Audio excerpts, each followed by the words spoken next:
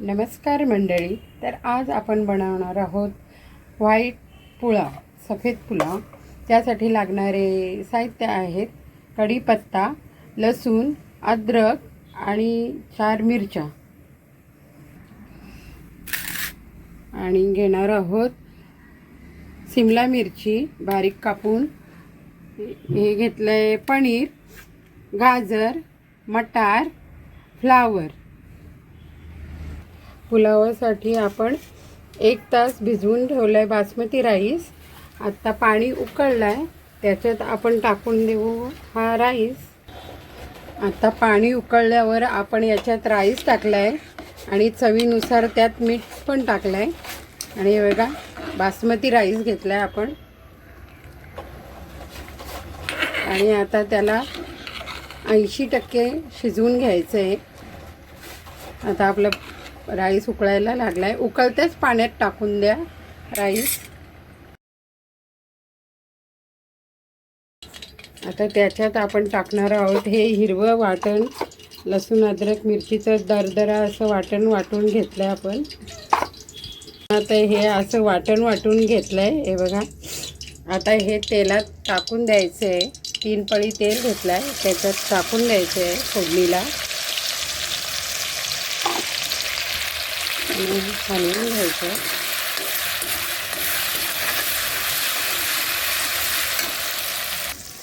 आता तेलात लसूण वगैरे शिजलं आहे. आता हे सगळं साहित्य टाकून द्यायचं. पनीर नाही टाकायचं आहे, दुसरे सगळे साहित्य टाकून द्यायचे. तर आपली भाजी सगळी याच्यात परतून झाली. आता त्यात थोडं आपलं चवीनुसार मीठ टाकून द्यायचं, जेणेकरून ते भाजीला लागेल. आणि त्याच्यावर ताट ठेवून आपली वाफ काढून घ्यायची. आपला राईस एवढं शिजला आहे आणि भाजी पण शिजली आहे. बघा,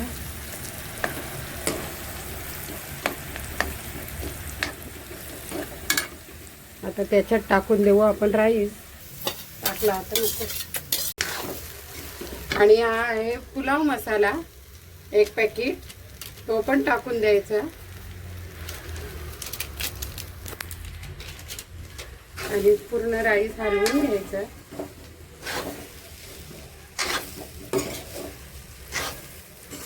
हलवल्यावर पूर्ण हलवून घेऊन ते वाफ काढून घ्यायची.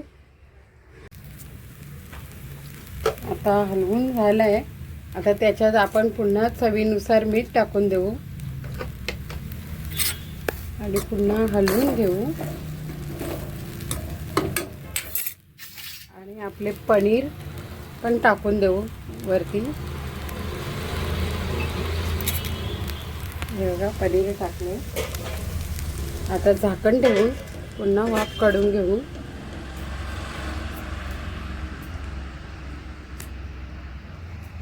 बघा, हा बघा, आपला व्हाईट पुलाव तयार झाला आहे.